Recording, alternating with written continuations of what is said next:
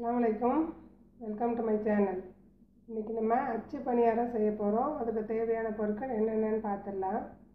பச்சரிசி மாவு ஒரு சுண்டு, ரொம்ப நைஸாகவும் இல்லாமல் ரவை பதத்துக்கும் இல்லாமல் இடைப்பட்ட பதத்தில் கொஞ்சம் குறன்னு இருக்கணும். அந்த மாதிரி அரைச்சி எடுத்துக்கணும்.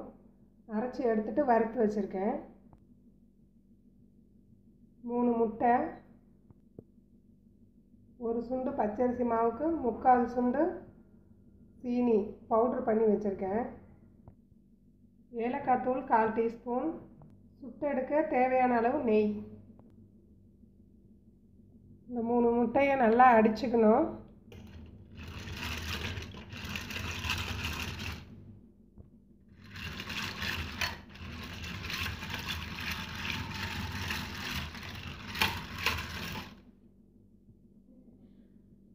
நல்லா அடிச்சுட்டு இதில் ஏலக்காய் தூள் போட்டுக்கலாம்.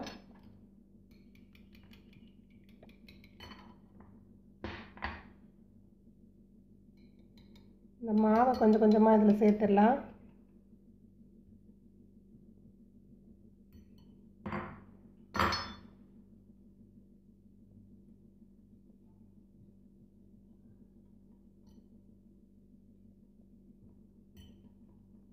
இந்த சீனி ஆட் பண்ணிடலாம்.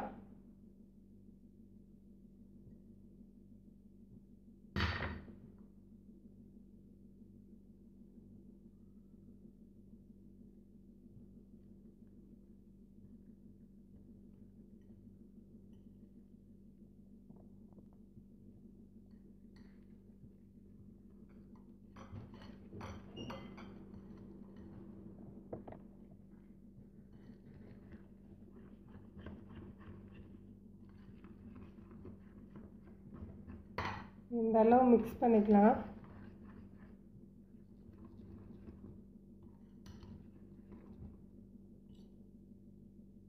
எடுத்து கரெக்டாக ஊற்றுற மாதிரி இந்த பதத்துக்கு எடுத்துக்கலாம். அளவு சரியாக போட்டிங்கன்னா கரெக்டாக இந்த பதம் வந்துடும்.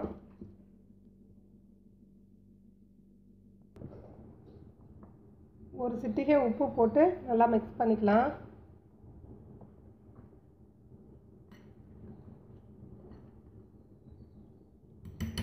அந்த மாவு ரெடி ஆகிடுச்சு. இப்போ நமக்கு மாவு ரெடி ஆகிடுச்சு.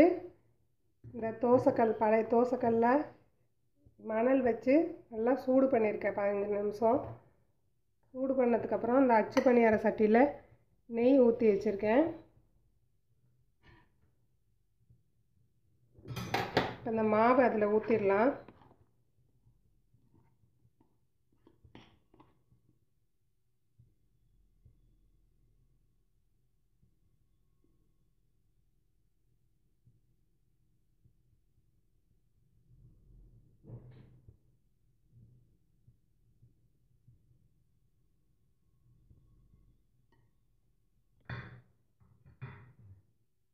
இப்போது மாவு ஊற்றியாச்சு.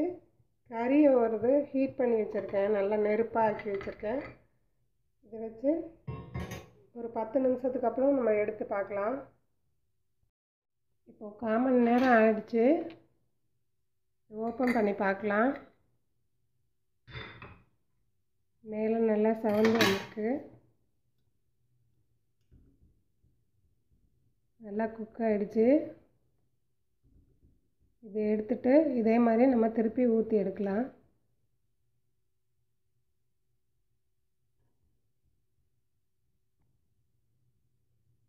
மறுபடியும் இதில் நெய் கிரீஸ் பண்ணிக்கலாம்.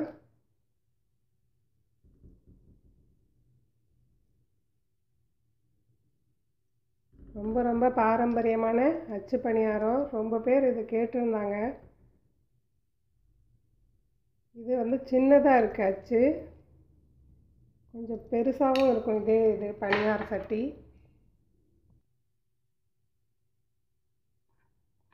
இது சின்னதாக இருக்கிறதுனால ஒரு ஸ்பூன் ஊற்றினா சரியாக இருக்கும்.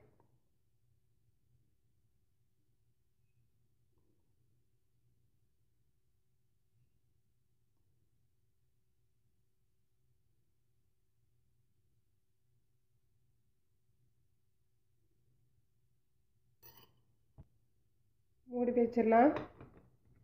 இதே மாதிரி சுட்டு எடுத்துக்க வேண்டியது தான். அவ்வளோதான், நம்மளுடைய அச்சு பணியாரம் ரெடி ஆகிடுச்சு. மேலே மொறுமொறுப்பாகவும் உள்ளே சாஃப்டாகவும் இருக்கும். ரொம்ப டேஸ்ட்டாக இருக்கும். நம்மளுடைய பாரம்பரியமான ரெசிபி. இது எப்படி இருக்குன்னு செஞ்சு பார்த்துட்டு ஃபீட்பேக் பண்ணுங்கள். தேங்க்ஸ் ஃபார் வாட்சிங்.